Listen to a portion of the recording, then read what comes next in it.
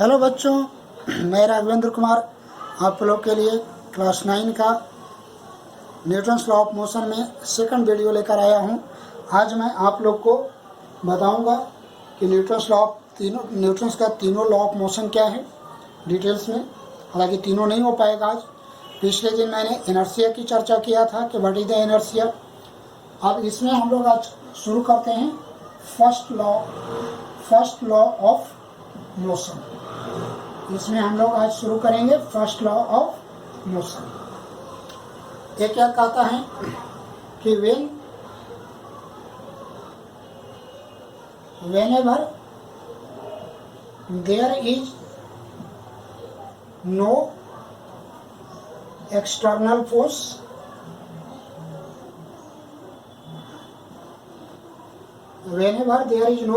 force on a body, then it will continue its state। जब तक किसी object पर कोई एक्सटर्नल फोर्स नहीं लगता है तब तक ऑब्जेक्ट अपनी स्टेट को कंटिन्यू करता है। क्या कह रहा है कि जब तक किसी ऑब्जेक्ट पर एक्सटर्नल फोर्स नहीं लगती है तब तक ऑब्जेक्ट अपने स्टेट को कंटिन्यू करता है। या इसको ऐसे भी लिखता है और anybody will continue its state of rest or uniform motion unless and until it will continue unless and until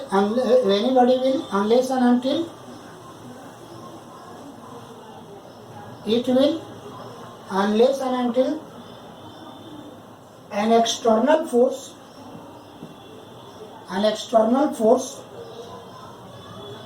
act on it।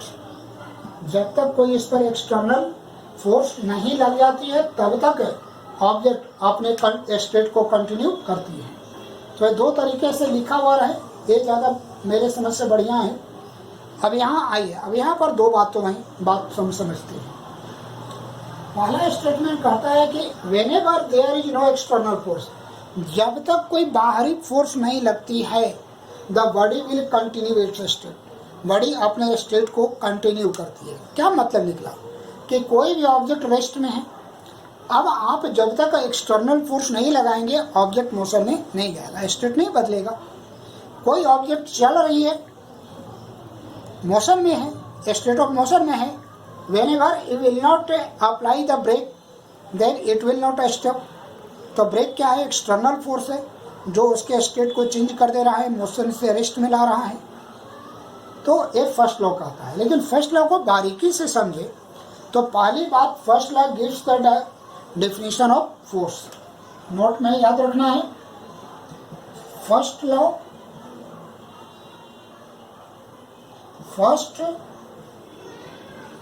of motion gives the definition of force। First law force का definition देता है। कैसे देता है सोचिए। कह रहा है कि कोई भी बॉडी अपने स्टेट को कंटिन्यू रखती है। कब तक है? जब तक एक्सटर्नल फोर्स नहीं लगती है उस पर। इसका मतलब कि फोर्स क्या कर रहा है? उसके स्टेट को बदल दे रहा है। तो फोर्स का डिफिनेशन क्या होगा? फोर्स का डिफिनेशन यहीं से निकल गया कि force is a physical agent. Force एक फिजिकल एजेंट है which will either change, या तो चेंज कर देगा, either change और tries to change the state of body। Force क्या है? फोर्स ये फिजिकल एजेंट, फोर्स एक फिजिकल एजेंट है जो या तो बॉडी के स्टेट को चेंज कर देगा या चेंज करने की कोशिश करेगा।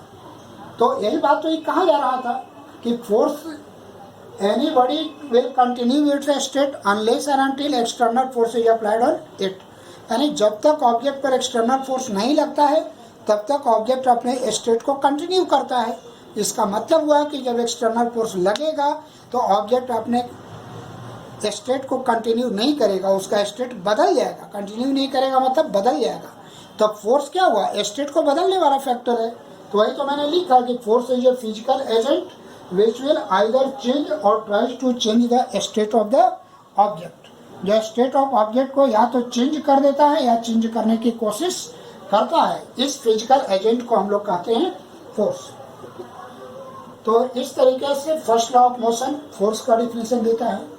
दूसरी पहला पॉइंट हो गया, दूसरा हो गया, तीसरा फर्स्ट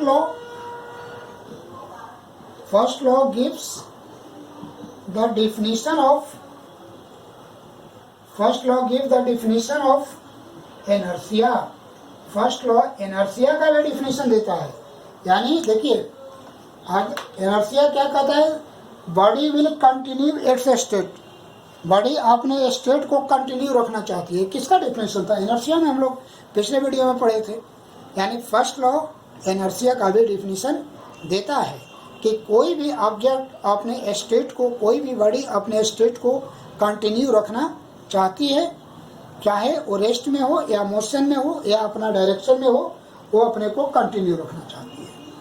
तो बच्चों फर्स्ट लॉ से इतनी बातें बनती है जो आपसे पूछे जा सकते हैं। हालांकि ये सब बड़ी डीपली बातें हैं, तो फर्स्ट लॉ में इतनी बातें पहले याद करिए। अब आइए सेकंड लॉ में चलने से पहले एक नया चीज हम लोग पढ़ेंगे, that is called the momentum. That is called the momentum. Momentum it is also called impact of motion.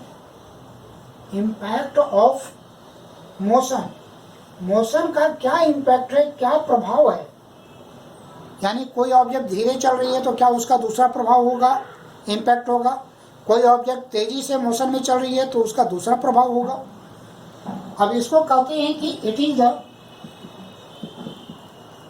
The product of mass of body and its velocity. या ऑब्जेक्ट के मास और वेलोसिटी का प्रोडक्ट होता है।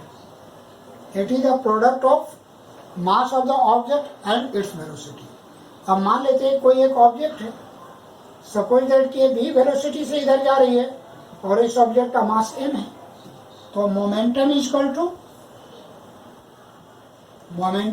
To mass into velocity. अब momentum क्या होता है, एक वेक्टर क्वांटिटी है, इसका सिंबल p होता है। तो m v, ये v भी वेलोसिटी भी वेक्टर क्वांटिटी है और मोमेंटम भी वेक्टर क्वांटिटी है। तो इस तरीके से इसका न्यूमेरिकल हम बना सकते हैं। तो याद रखना है कि momentum is a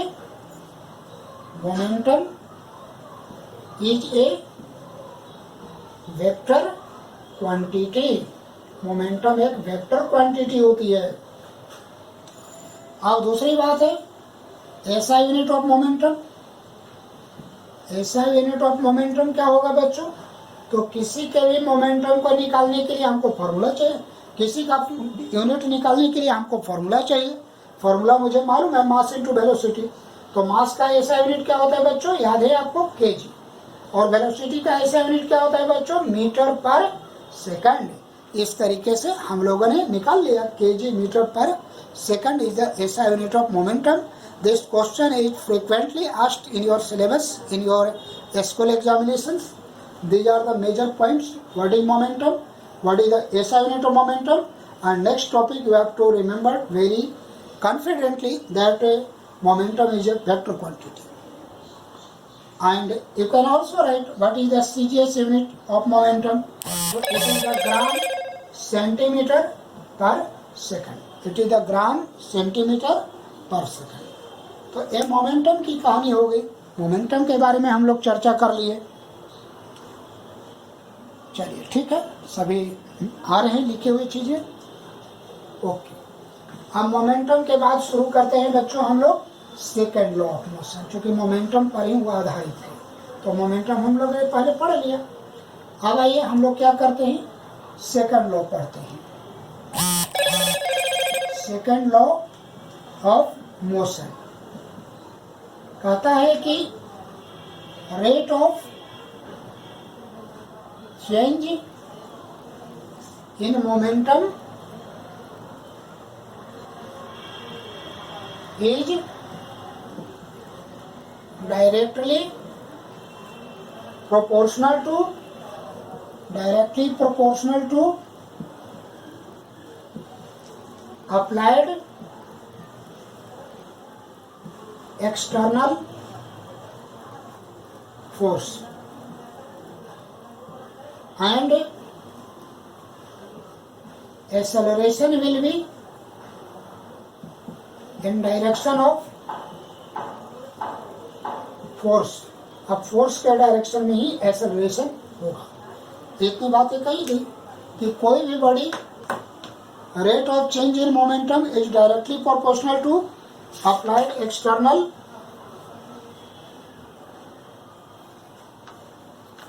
force and acceleration will be in the direction of force.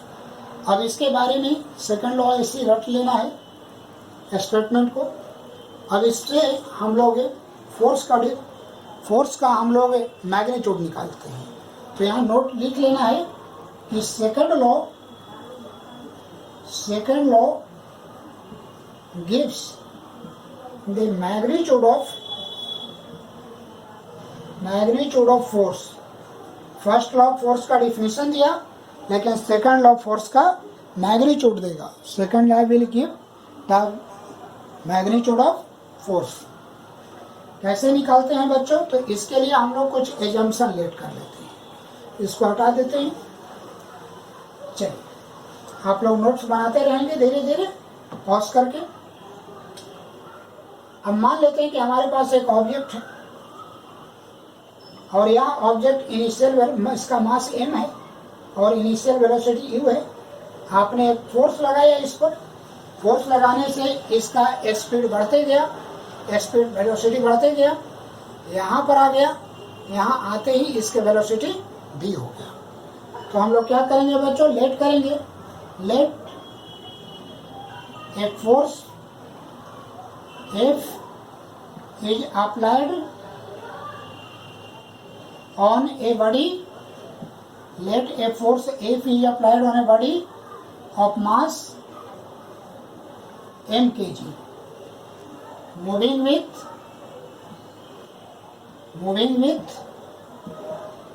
initial velocity u, acceleration a, and after t second its final velocity becomes v, और t सेकंड के बाद इसकी फाइनल वेलोसिटी v हो जाती है। तो हमने assumption मान लिया कि कोई ऑब्जेक्ट है, इनिशियली वो u वेलोसिटी से चल रही थी। हमने क्या किया, उस पर एक धक्का लगाया, एक फोर्स लगाया, और फोर्स लगाने के बाद वो वेलोसिटी v हो गई। एंड फोर्स इज अप्लाइड नहीं, ये लिखा हुआ है up to t second force apply हुआ है, ये लिखा हुआ है। अब इनिशियल मोमेंटम कितना हो जाएगा बच्चों, इनिशियल मोमेंटम तो it will be the mass into initial velocity. What is the initial velocity, that is u। हमने लेट कर लिया है, इनिशियल वेलोसिटी u है, तो मास इनटू इनिशियल वेलोसिटी। अब हम लोग निकालेंगे फाइनल मोमेंटम। क्या होगा बच्चों, मास इनटू फाइनल वेलोसिटी भी मान लिया। अब चेंज इन मोमेंटम क्या होगा बच्चों, तो final momentum minus initial momentum, यही तो होने वाला है। उसके बाद क्या निकालना है बच्चों, rate of change in momentum निकालना है, rate of change in momentum. तो रेट का मतलब क्या होता है बच्चों, टाइम से डिवाइड करना, mv minus mu by T.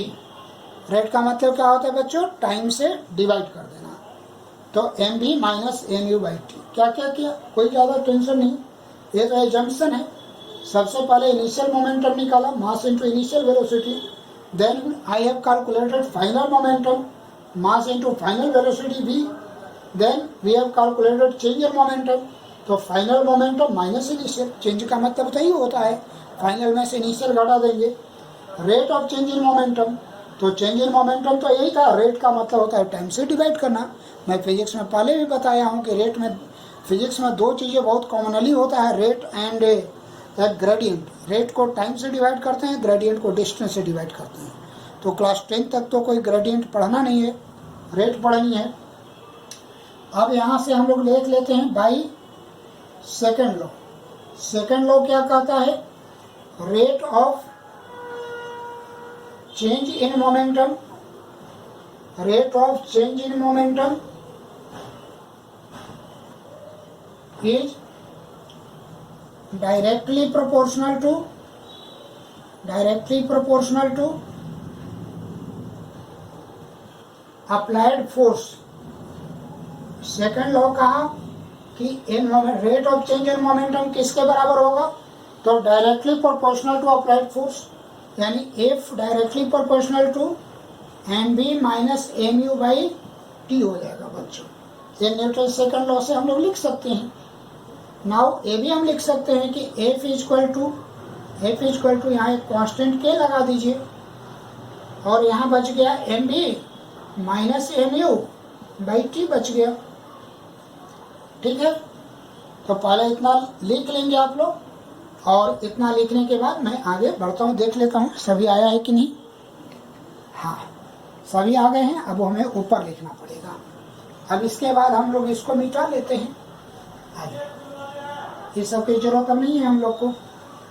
देखिए यहाँ देन एफ इक्वल टू क्या होगा बच्चों, के एम कॉमन निकाल दो, B minus U upon T हो जाएगा।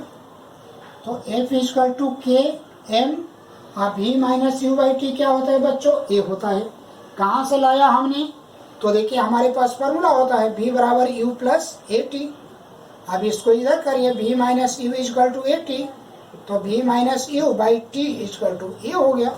ये फॉर्मूला हो गया मेरा, ये इक्वेशन 1 हो गया।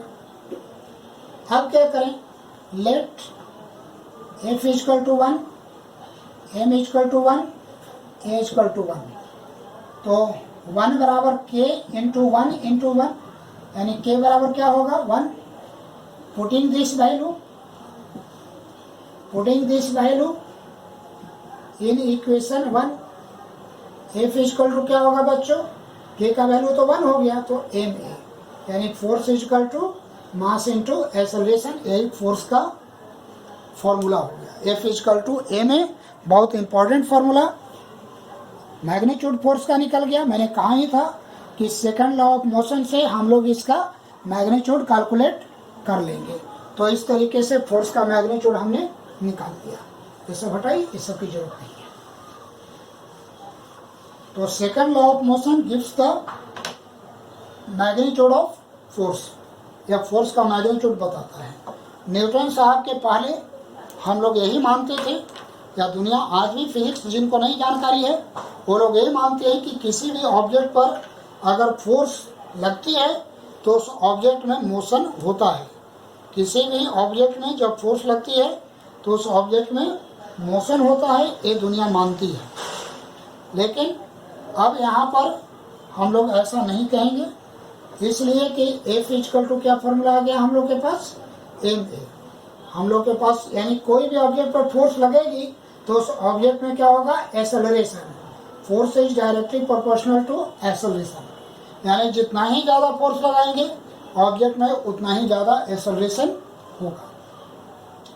अब इसमें एफ डायरेक्टली प्रोपोर्शनल टू ए है, तो इसका ग्राफ भी बना सकते हो बच्चों। ऐसे एफ हो गया और ये हो गया, डायरेक्टली प्रोपोर्शनल का ग्राफ ऐसे होता है। यहाँ पर क्या होगा, m कांस्टेंट होगा। अच्छा अब देखो तो f बाई a बराबर क्या निकलता है, m, और ये बाई का मतलब क्या होता है बच्चों, स्लोप। यानी अगर इस लाइन का स्लोप निकालोगे तो it will give the mass. यानी फोर्स और एक्सेलरेशन ग्राफ का अगर स्लोप निकालते हो तो उस बॉडी का मास निकल जाएगा जिसका आप एक्सपेरिमेंट में यूज किए। अच्छा और भी हो सकता है, और अगर फोर्स को कांस्टेंट मान लो F बराबर m है तो A बराबर हो जाएगा F बाई m, यानी A inversely proportional to mass. तो किसी भी ऑब्जेक्ट का एक्सेलरेशन और मास का ग्राफ इनवर्सली प्रोपोर्शनल होता है तो ग्राफ ऐसे आता है, इनवर्सली प्रोपोर्शनल का ग्राफ। तो एक मैथ में ये सारी चीज़ें पढ़ाई होती है कि किसका ग्राफ किस तरीके का होता है। तो एक ग्राफ तो आप निकाल सकते हैं, इसमें थोड़ा सा आपको मुश्किल होगी, लेकिन ये ग्राफ निकाल सकते हैं, कोई बहुत बड़ी नहीं है। तो इस तरीके से फोर्स के बारे में हम लोग पढ़ लिया, फोर्स का मैग्नीट्यूड पढ़ लिया, ग्राफ के बारे में भी कुछ जानकारी ले लिया। अब जो हम लोग को पढ़ना है वो आइए, फोर्स क्या है बच्चों, वेक्टर क्वांटिटी है, ये तो पहले ही मैंने पढ़ा दिया था। अब ऐसा यूनिट ऑफ फोर्स, फोर्स का ऐसा यूनिट, तो फॉर्मूला तो फोर्स इक्वल टू एम होता है। तो मास का यूनिट क्या होता है बच्चों, केजी, और एक्सेलरेशन क्या होता है, मीटर पर सेकंड स्क्वायर। ऐसा ही पहले एक आया था मोमेंटम में, मीटर पर सेकंड आया था, और it is called the Newton. अब न्यूटन साइंटिस्ट का नाम है बच्चों, और न्यूटन यूनिट भी है। तो जब यूनिट लिखेंगे तो एन स्मॉल से लिखेंगे, ऐसा रूल है, या शॉर्टकट में लिखेंगे तो इसको ऐसे लिखेंगे।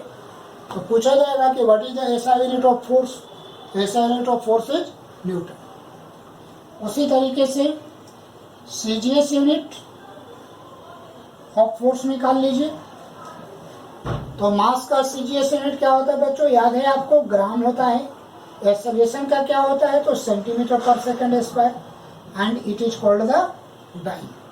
इसको क्या कहते हैं, डाइन कहते हैं। तो बातें क्लियर हो गई कि SI unit of force is newton and SI unit of CGS unit of force is dine.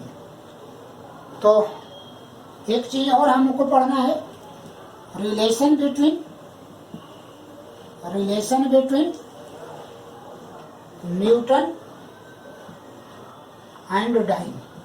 Newton और डाइन के बीच में क्या रिलेशन होगा, तो देख लो। एक न्यूटन इक्वल टू क्या लिखोगे, एक newton equal to 1 kg metre पर सेकंड स्क्वायर, यही तो लिखे हुए हैं न्यूटन की जगह पर।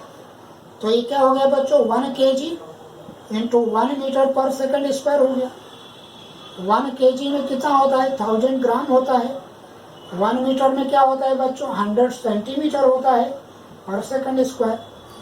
तो 10 पर 1 2 3 4 5 जीरो हो गया, ग्राम सेंटीमीटर पर सेकंड स्क्वायर। तो क्या लिखोगे, 10 टू द पावर 5, और इसको क्या लिखोगे, डाइन, इसको लिखेंगे डाइन। तो हमारा आ गया 1 newton equal to 10 to the power 5 dyne. तो अगर क्वेश्चन पूछा जाएगा तो यू कैन, दो बातें क्वेश्चन पूछी जाएगी कि कन्वर्ट 1 न्यूटन इनटू डाइन, तो ये मेथड लगाना, और सीधे पूछा जाएगा कि 1 newton equal to how much dyne, then it is 10 to the power 5 dyne. तो कन्वर्ट करने के लिए भी आना चाहिए और डायरेक्ट भी याद होनी चाहिए। अब इसमें दो और बातें बची हुई है, एक बात बची हुई है, इसको हटा देते हैं।